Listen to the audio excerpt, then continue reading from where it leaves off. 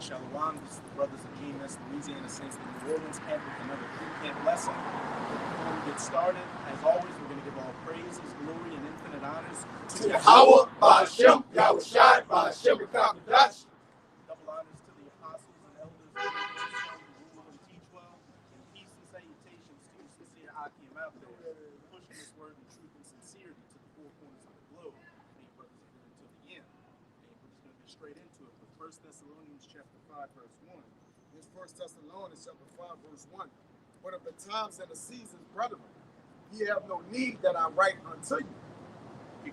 For yourselves know perfectly that the day of Yahweh Bashim Yahawashi shall come in as a thief in the night. For when they shall say, peace and safety, then sudden destruction coming upon them, as travail upon a woman with child, and they shall not escape. As it says, but when they shall say peace and safety. And around like April going into the summer, that's when we saw this whole kind of peace and safety kick getting pushed. Oh, we had enough people that got the bite, and we can open up jobs. You can have a summer and celebrate 4th of July, and people starting to get lackadaisical and go about as their daily life again. And we can especially see it down here, because when everything started opening up, these streets for Bourbon and Canal and all that, it started getting real packed again and real loud. It seemed even louder than usual, and these people got even more prideful. But what are we seeing now in the news? The Delta variant, the Lambda, talks that the bites they have now may not be able to protect against it. Then you got over in France, Macron, the president, Emmanuel Macron, come out with a new dictate saying that if you're not able to show that you got the bite or some kind of passport to show that you got the bite, then hey, you can't go shopping in stores, you can't go into public life. And they're doing the same thing in Greece, in Britain, and these other nations. That sudden destruction is quickly coming. That second lockdown is coming. Those mandatory bites, and ultimately that mandatory MOB. And the main target of all these different agendas, as it's always been, you Israelites, you so-called Negroes, Latinos, and Native Americans. Because what have you had now? Biden with the so-called strike force going door to door. And they had a recent news thing showing them doing it in South Carolina. And who was the face of it? Jake. This old coons. North Carolina Council. Old coons talking about getting the bite, administering the bite, you name it. So hey, that sword is getting furbished to come down on you Jakes, that sudden destruction. And really all you people out here, as it says in Revelation chapter 12, verse 12, that devil's about to come down in great wrath because he knows that he got no short time. Revelation 12 and 12. Therefore rejoice, ye heavens, and ye that dwell in them. And hey, that's the hopeful elect right now. We're rejoicing because we're going in the heavens of this truth. As it said back in that 1 Thessalonians 5, but of the times and the seasons, brethren, we have no need that I write unto you. We know exactly what times we're living in. The times where all hell is about to break loose and our salvation is at hand. We want things to get worse. We want the lockdowns to come. We want the mass death, destruction, and misery to come to you people, because we know that as long as we endure until the end and don't take that MOB, hey, then it's all good. But as for you people, it's going to come as a thief in the night, as it's about to say. Woe to the inhabitants of the earth and of the sea. Woe is destruction to the inhabitants of the earth and of the sea. 2/3 of the nation of Israel who continue to be proud and hard-headed, and you other nations out here, you heathen nations, that are thinking things are going to go back to normal, business as usual. But as it's about to say, for the devil has come down unto you, having great wrath, because he knoweth that he hath but a short time. That devil, that Diablos, that deceiver, Esau, Edom, more specifically, his elites coming down in great wrath, because they definitely know their time is short. They can see these prophecies coming to their fulfillment. They can see Israelites waking up all across the planet, and damn sure believe that they can see that these chariot sightings are becoming so pronounced out here and so prevalent that their governments are having to come out and admit to it. The end is nigh. So now they're having to be real sloppy and push forward to bringing about this NW0. And in between here and the salvation, there's about to be a lot of mass death and destruction. As it says in Jeremiah chapter 25, the slain of the Lord shall be from one end of the earth even unto the other, and they shall be as dung upon the ground. And the Most High is going to use his sword to slay a lot of you people, which is the wicked who we saw evil. Yeah, going into what you were saying about E-Man coming in basically like that flood. God. This is Isaiah 59 and 19. God. It says, so shall they fear the name of the Lord from the west. And that's what we're doing right now, fearing the name of the Lord. Fearing the name of the Lord from the west, this western hemisphere, Babylon the Great, North America. And you're seeing the fear of the Lord right here.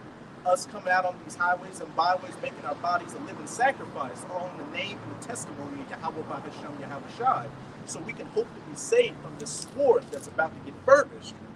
It says, and his glory from the rising of the sun, when the enemy shall come in like a flood. Like a flood to wash away everything, come down in great wrath with all these different agendas. The mandatory bites, the mandatory MOB, manufactured famines, pestilences, martial law, you name it.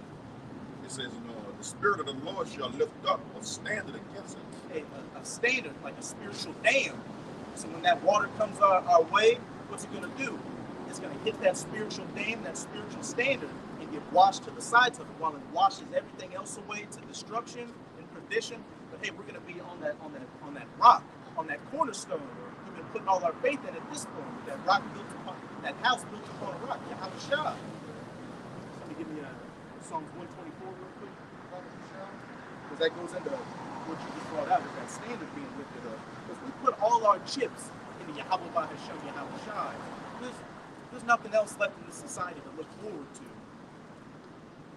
This is Psalms 124, and you can start at verse 1. This is Psalms 124 and 1.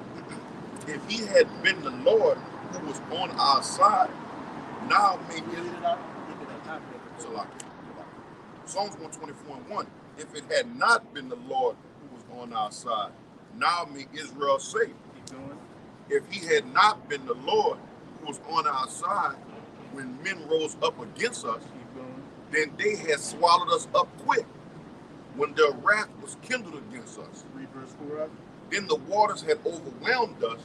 The steam had gone over our soul. The waters had overwhelmed us, and the stream had gone over our soul. If the Lord had not been with us, then that flood would have came in and washed us away, like it's going to wash away these 2/3 and these heathen nations. But again, we put all our chips on this rock, this foundation, Yahawaha bahasham, Yahawashi. And of course, we're hesitant about Jacob's trouble coming, because ultimately we don't know how things are going to play out. But we damn sure know that we want it to come, because we want to see this place end and be destroyed. Because we know that only from there on, it's smooth sailing to the kingdom, salvation ruling over these heathen nations. But again, in between that point, in between the salvation and the flood that's coming in, there's going to be a lot of mass death, destruction, and misery out here, especially if you're so-called Negroes, Latinos, and Native Americans. And a lot of you are ready for it. A lot of you are just walking around waiting to die. And really, you really serve no purpose out here. You serve no purpose than being, as these elites call you, a useless eater. And it's sickening. Here's a perfect example right here. Go ahead, man. Go ahead on, man. Come on, man. Go ahead on. There's clear spirits on. Yeah. You got something? Keep reading that. Man, go ahead, man. Go ahead on, man. It says, then the proud waters had gone over our souls. Blessed be the Lord who had not given us who has not given us as a prey to their teeth. And all these different agendas that devil's coming down in great wrath in. Getting caught up in the mandatory bites, the mandatory MOBs, troops coming in, going to a detention center, and ultimately those nuclear missiles. It says, our soul is escaped as a bird out of the snare of the fowls. The snare is broken, and we are escaped. Keep going. Our help is the name of the Lord, Yahawashi, who has made the heavens and the earth. And as it says in Proverbs, run ye unto the name of the Most High, because it's a strong tower. It's going to be your defense in that day. That's what we're trusting in, Yahawashi. Because as the brother just read in Psalms 124, that's going to be that ultimate standard, and in Isaiah 59, that standard that's going to be set up to protect us from this great proud flood that's about to come in and wash away 2/3 of these heathen nations.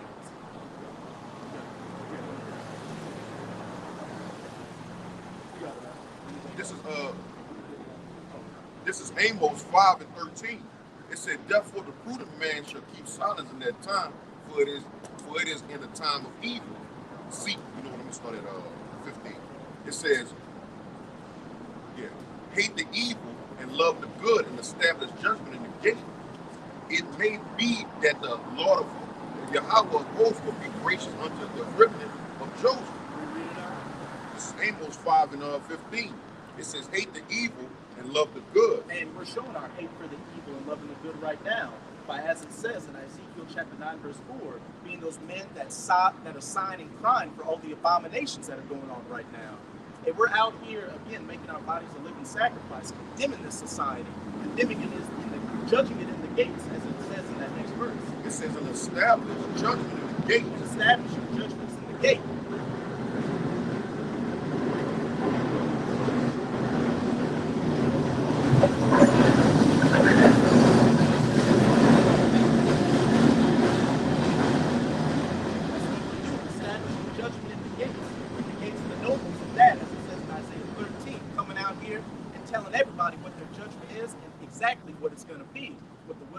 Bahasham Yahawashi is. It says, it may be that the Lord of Yahawah of hosts will be gracious unto thee, the remnant of Joseph. And that's what we're hoping for, to get that dawah, that mark of exemption for being those men that are sighing and crying for all the abominations thereof. This is the only way you're going to get this blood off of your hands, as it says in Ezekiel chapter 3. If you go out and preach to a wicked man, cease from his wicked ways, and he does not listen to you, and you've already preached to him, so you've gotten your blood, you've gotten his blood off your hands. But if you don't do that and don't warn him of the times to come, not only will he get cut off in his wickedness, but you will as well. That's exactly why we're out here doing what we're doing. We don't want the smoke that Yahawah bahasham Yahawashi is about to bring to this world.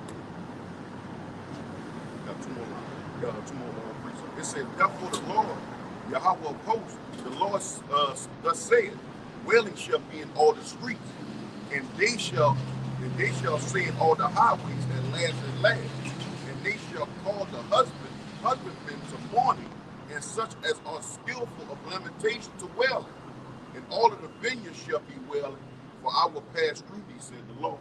Hey, there shall be wailing in all these streets, men, women, and children howling for vexation of body and spirit. All these calamities that are about to cleave onto these people until they get utterly wiped away. The famines, the pestilences, martial law, ultimately those nuclear missiles. It speaks for itself. That was it. This second Ezra chapter 15, verse 34. It says, behold, clouds coming from the east and from the north upon unto the south, and they are very horrible to look upon, full of wrath and storm.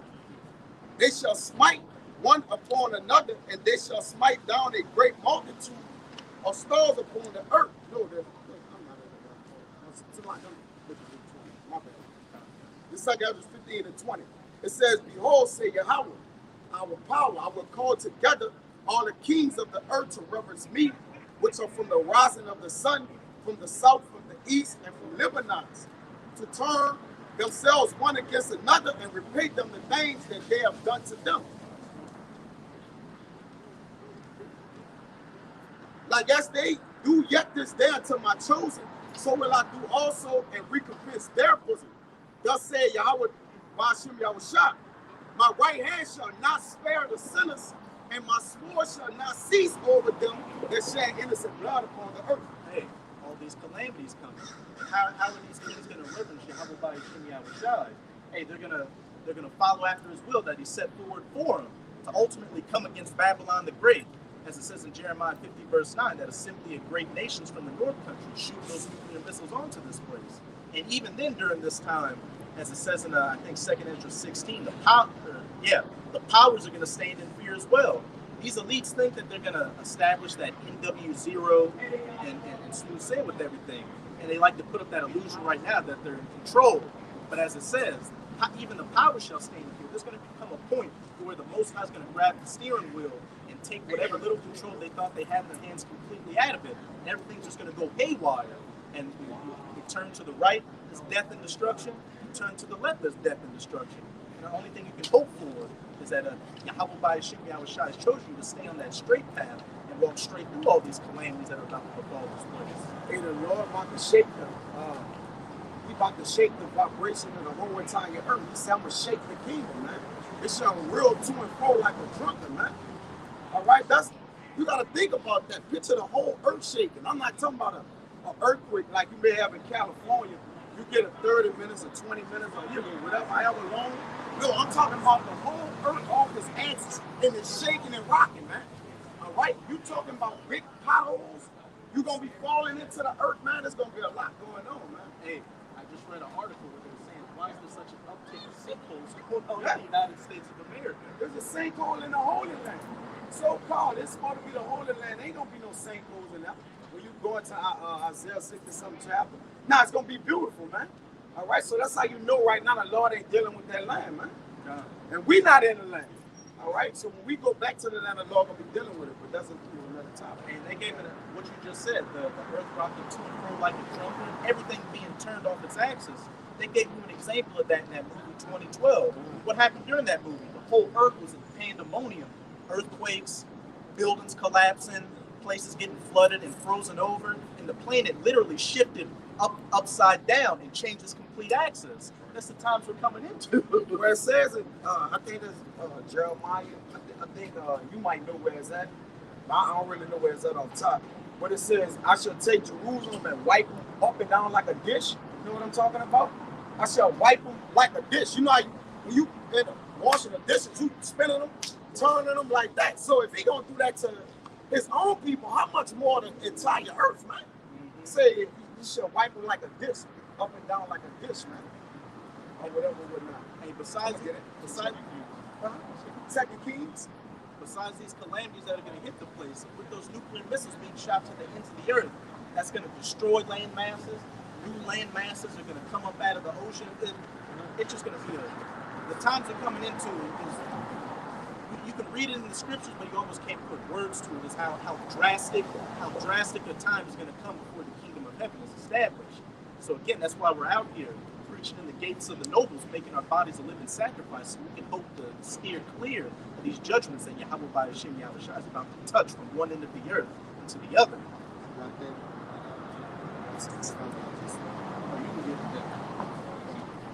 This second Kings 21 and 12, it says, therefore thus said Yahawah bahasham Yahawashi of Israel, behold, I am bringing such evil upon Jerusalem and Judah that whatsoever heareth of it, both his ears shall tingle. And I will stretch over Jerusalem the line of Samaria and the plummet of the house of Ahab. And I will wipe Jerusalem as a man wiping a dish, wiping it and turning it upside down, man. So the Lord gonna do that to the entire earth, man. He gonna take the earth and wipe it upside down, man. He gonna turn it up, shake it out. Yeah, you know how JT on the cartoon, they flip them over, shake them out, it be all kind of shit falling out their pockets, man. The Lord about to do that to the entire earth, man. You got it, bro.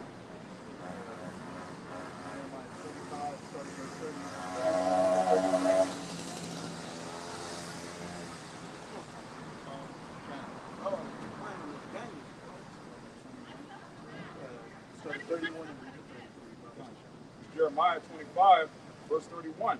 A noise shall come even to the ends of the earth, for Yahawaah had the controversy with the nations. He will plead with all flesh.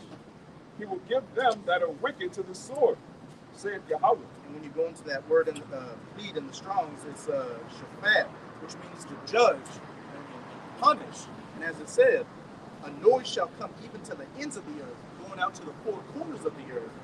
For Yahawaah had the controversy with the nations, these heathen nations, as well as 2/3 of the nation of Israel. And he will plead or judge with all flesh. He will give them that are wicked to the sword, save Yahawaah.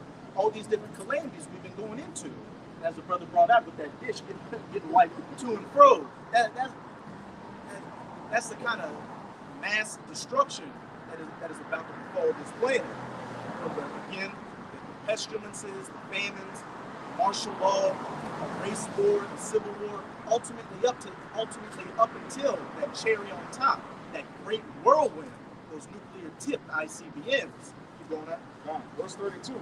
Thus saith Yahawaah, the Lord of hosts, behold, evil shall go forth from nation to nation, and a great whirlwind shall be raised up from the coast of the earth.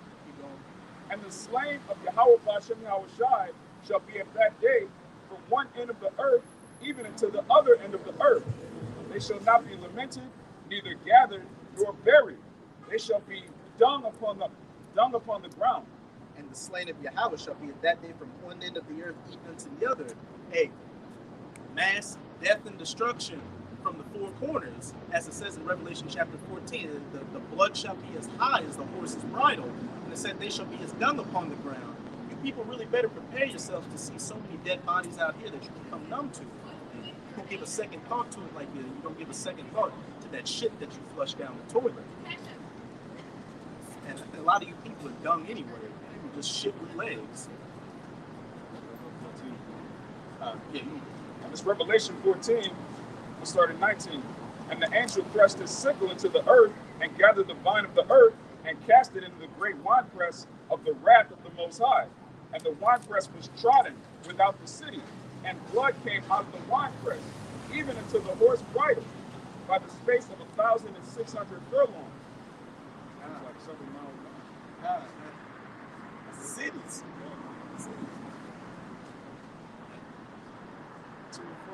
Yeah. From one end of the earth even to the other, they should be cast out as dung upon the ground.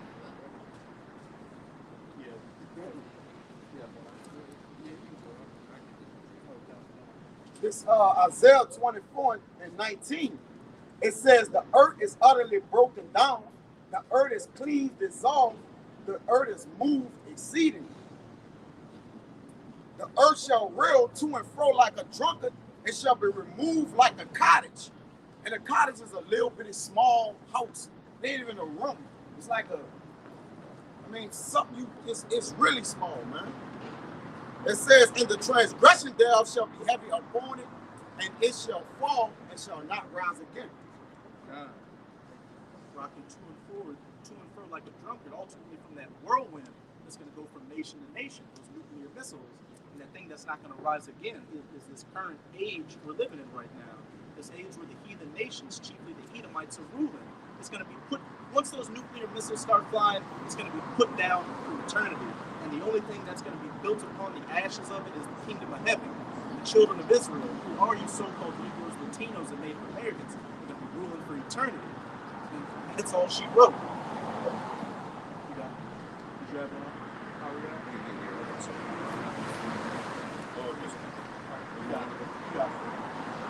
This is Second Ezra 16 and 1. It says, woe be unto Babylon and Asia, and woe be unto Egypt and Assyria. Gird yourself up with clothes of sack. Gird up yourselves with clothes of sack and hair. Bewail your children.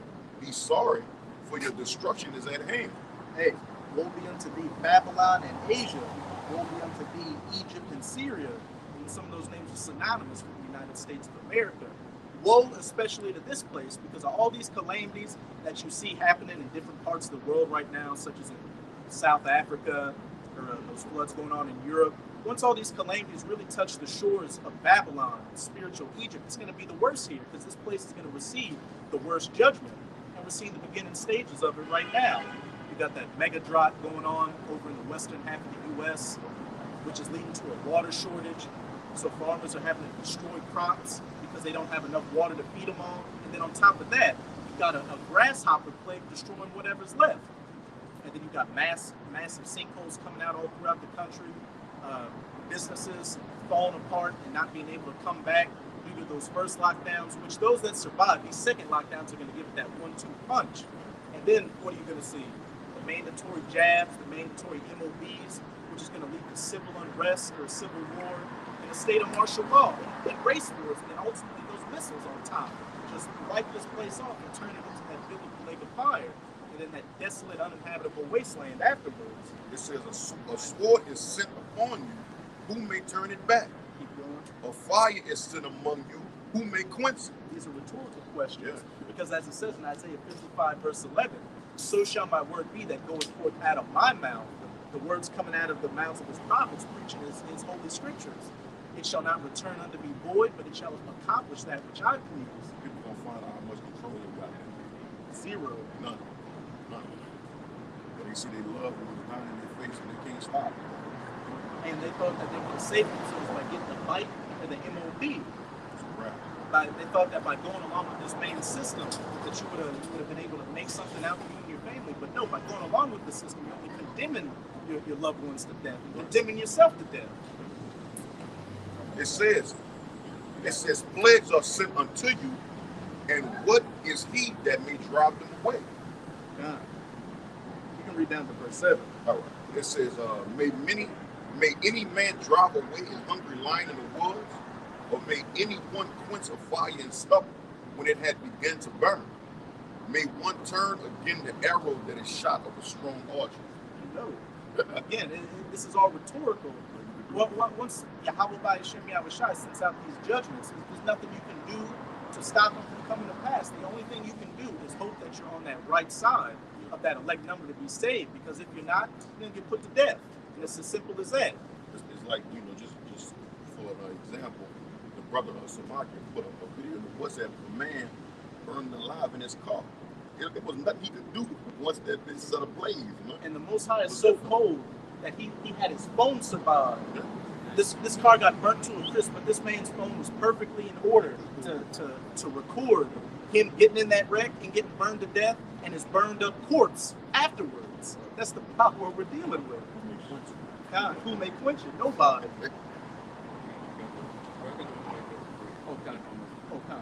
This is 2 Ezra 16 and 14. Behold, the plagues are sent and shall not return again until they come upon the earth.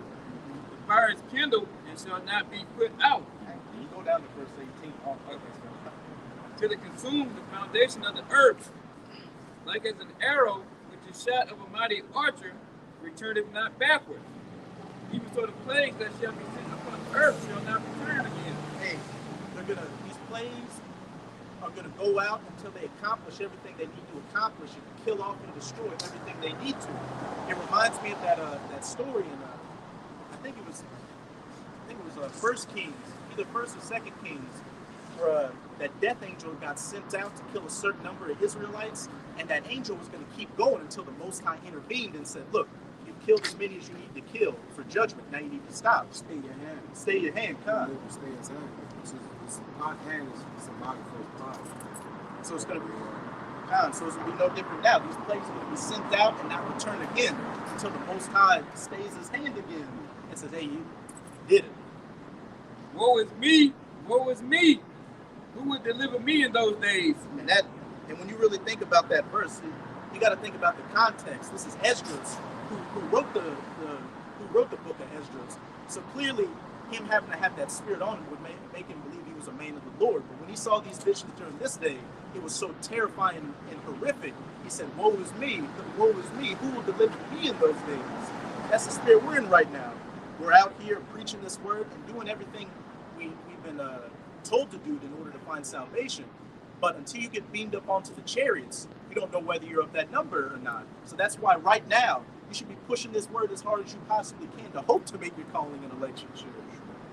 The beginning of sorrows and great mournings, the beginning of famine and great death, the beginning of wars, and the powers shall stand in fear.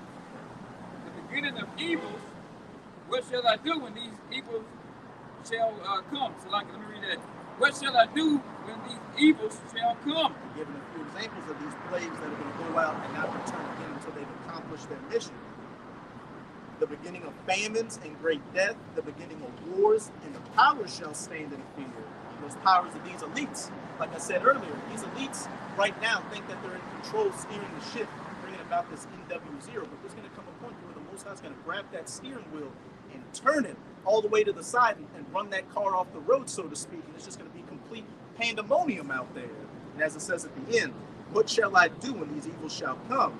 Hey, pray that YAHAWAH is on your side and you're in his good graces. Actually, read verse 19. Behold, famine and plague, tribulation and anguish are sent as scourges or amendment. Scourges for amendment, judgment, and punishment for you people, especially really 2/3 of the nation of Israel who have been committing iniquity and wickedness, not following after your power, but following after your daddy, the devil, Esau, Edom, and all these wicked ways against the scriptures. It's called Jacob's trouble for a reason. This is mainly your punishment the last punishment of the 2/3 before the kingdom of heaven is established. Go right along with that. This is the book of Nahum, chapter 1, verse 5. The mountains quake in him, and the hills melt, and the earth is burned at his presence. Yea, the world and all that dwell therein. Who can stand before his indignation? Question mark. Actually, read it from the top again. God, Nahum chapter 1, verse 5.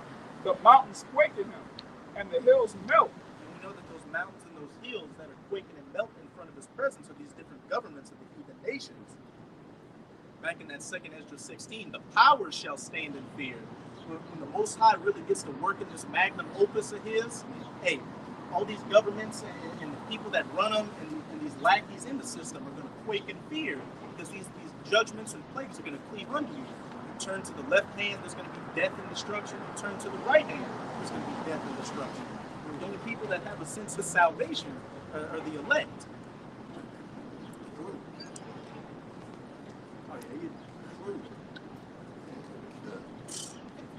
Go on him. He's going to give up his gold. Cuff his on. No. The mountains quake in him, and the hills melt, and the earth is burned at his presence. Yea, the world and all that dwell therein. Who can stand before his indignation? Question mark.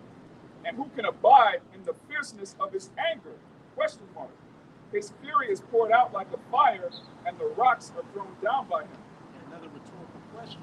Nobody's going to be able to stand, as it says in Revelation chapter 6, you can't stand in front of the presence of him that sits on the throne, Yahawah, or in the presence of the Lamb, Yahawashi. You're just going to have to get in where you fit in when it comes to judgment during Jacob's trouble, and hope that your lot isn't death, destruction, misery, and pain to the nerve endings. Which again, going back to the beginning of this lesson, that's why we're standing upon that rock right now, that chief cornerstone, Yahawashi, making our bodies a living sacrifice, so we can hope to be protected from these calamities and this great flood when it comes during Jacob's trouble. We'll get yours and then we'll close it out with Psalm 91. How do you want to start this one? It's Psalms chapter 61 and verse 2. From the end of the earth will I cry unto thee when my heart is overwhelmed. Lead me to the rock that is higher than I. For thou hast been a shelter for me and a strong tower from the enemy. I will abide in thy tabernacle forever. I will trust in the covert of thy wings. Selah. That's in your five precepts. It plays perfectly into the Psalms 91, going onto that rock, that covert, that protection of Yahawashi, where we put all our chips, because that's the only protective hedge that's going to be around in that day. Not your gun, not gold and silver, not your woman, not your job, not the U.S. military, nothing. All of this is not home.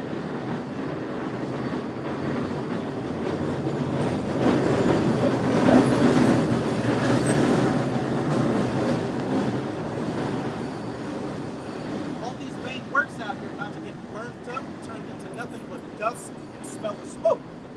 And we don't want to be a part of that dust and smell of smoke in that day. We want to be on the chariots looking down from that glass floor, looking at this place getting burned up. So again, as a beautiful precept the brother Kalai brought out, we're going onto that rock, that protection of ours, Yahawashi.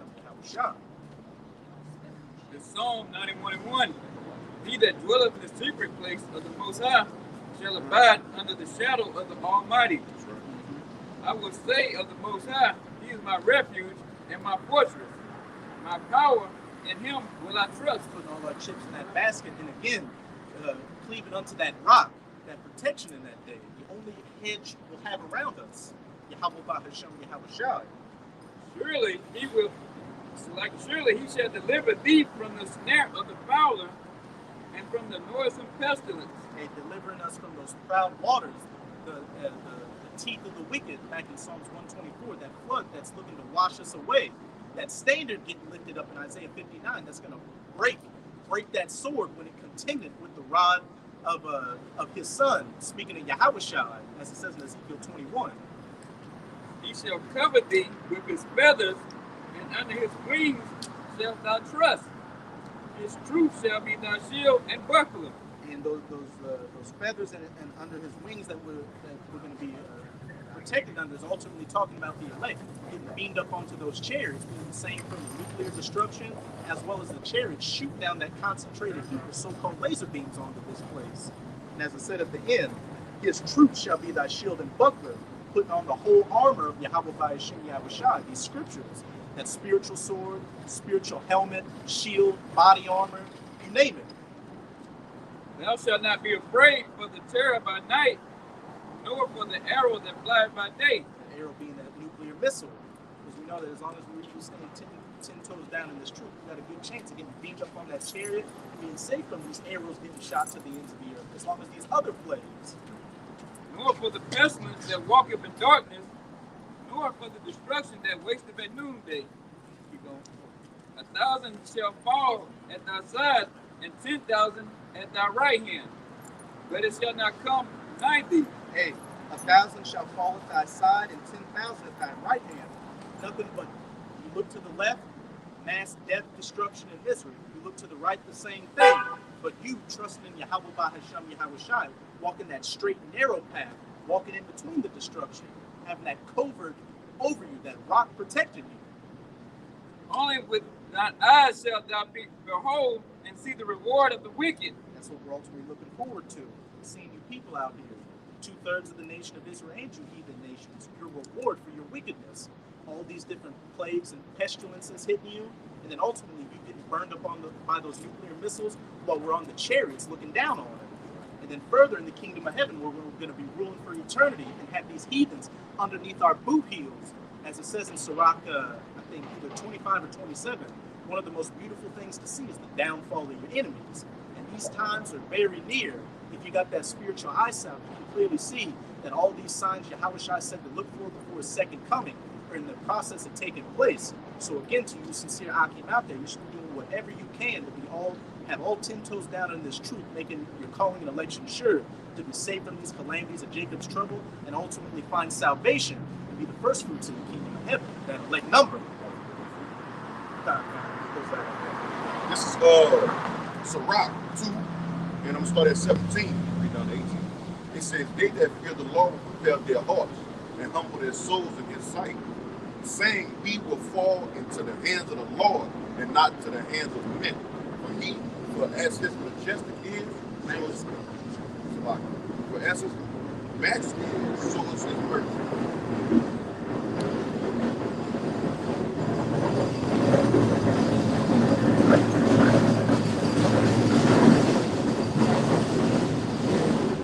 As his majesty is, his power, his glory, his greatness, how great and abundant that is, so is his mercy. And a righteous man falls 7 times, but get it back up. We know that as long as we're standing firm to what we need to do, hey, we know that the Most High is going to stand firm and keep his word in that day and have mercy on us. That's why we're falling into his hands, falling onto that rock, going under that covert of protection, putting all our chips in Yahawah bahasham Yahawashi. Because again, that's the only thing that is going to get the Israelites through these calamities to come, which will quickly come. So with that, we hope you sincere Akim out there were edified by this pre-camp lesson. And again, as always, we're going to give all praises, glory, and infinite honors to Yahawashi, bahasham Yahawashi, bahasham Yahawashi. Double honors to the apostles and elders of Great Millstone who rule and teach well, and peace and salutations to you sincere Akim out there, pushing this word of truth and sincerity to the Lord. May you brothers endure until the end. Baba Ball. Baba Ball. Kwam Yasharala. Kwam Yasharala. Shalawam. Shalawam. Basha. Shalom.